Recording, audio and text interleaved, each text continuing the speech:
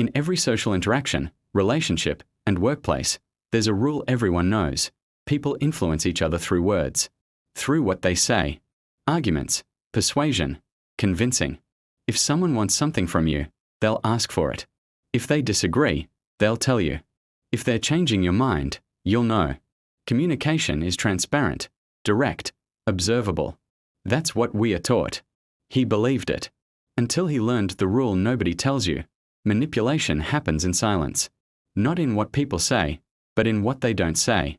Not in their arguments, but in their absence. Not in their demands, but in the space they create for you to fill. Once you see it, you can't unsee it. From childhood, we are taught the visible rules of influence. When someone wants to persuade you, they make their case. They present evidence. Use logic and emotion to change your mind. When someone disagrees, they debate. They challenge your position. Argue their side. When someone wants something, they ask. Directly or indirectly. Human interaction is built on the premise that influence is active and visible. Salespeople pitch. Leaders inspire. Negotiators bargain. Manipulators lie. All of it happens in language. In words. In things you can point to. And we develop defenses against these visible forms of influence. We learn to spot bad arguments, to recognize when someone's being dishonest, to push back when we are being pressured. We think if we can see it, we can defend. He thought this too. He considered himself pretty good at spotting when someone was trying to manipulate him. The colleague who sugarcoated requests with compliments. The friend who guilt-tripped. The salesperson with the aggressive pitch. He could see all of it. And he could say no. But then he started noticing something else. Patterns of influence that didn't fit the model.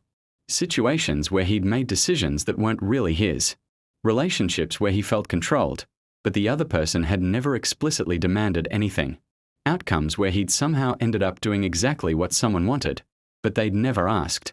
And that's when he learned, the most sophisticated manipulation doesn't look like manipulation at all. Here's the hidden rule. People don't manipulate you by telling you what to do. They manipulate you by creating conditions where you tell yourself what to do. And you think it was your idea.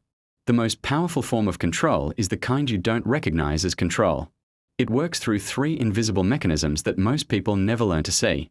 The first is strategic withdrawal.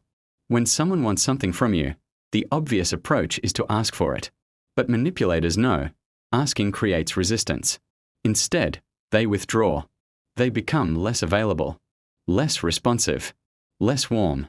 Not dramatically, just slightly distant. And you, without consciously deciding to, start working to close that distance. You reach out more. You offer more. You adjust your behavior to bring them back.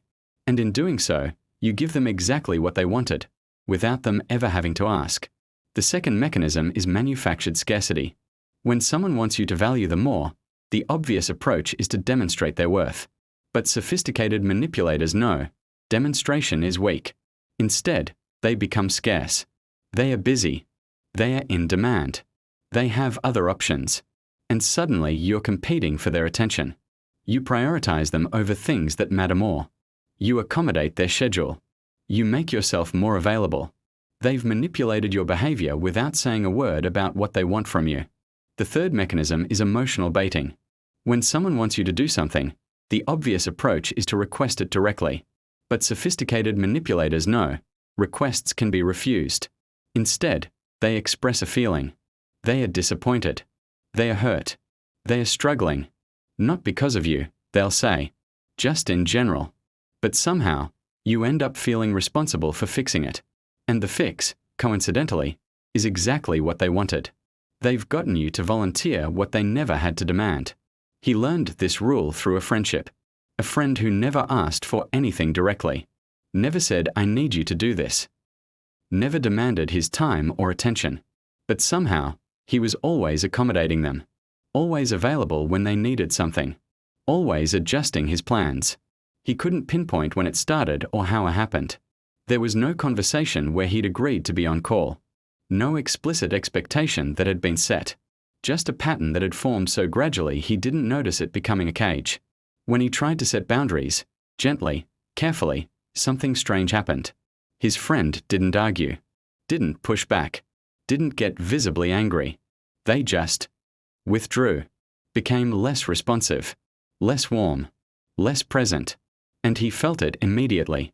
The anxiety, the worry, the sense that he'd done something wrong. So he'd reach back out, apologize for being unavailable, accommodate the next request more readily, and his friend would return, warm again, present again, without ever saying what they wanted. They'd gotten exactly what they wanted. His compliance, his availability, his prioritization of their needs. And the punishment for breaking this invisible rule was never stated but always felt: withdrawal of warmth, distance, the subtle suggestion that he'd failed somehow. Not explicitly, never explicitly, but in a way that made him work to earn back what he'd never consciously agreed to provide in the first place. This hidden rule, this understanding that the most effective manipulation is invisible, shapes everyone you know into one of two types: those who manipulate through silence, and those who don't realize they're being manipulated. Look around. You know both. The person who never asks for what they want but somehow always gets it, who creates conditions where you volunteer, where you offer, where you feel obligated without them ever making demands, who controls through absence, through scarcity, through the strategic withdrawal of approval. They've learned this rule, and they use it masterfully. Then there are the rest of us, who think we are making our own decisions, who think we are in control of our relationships because no one's explicitly controlling us, who think we are free because we can't see the cage we are building around ourselves one accommodation at a time. We've been manipulated by the silence, by what wasn't said, by what was implied, by the emotional space that was created for us to fill in ways that serve someone else's interests. We live in an era where everyone knows about gaslighting and narcissism and toxic relationships.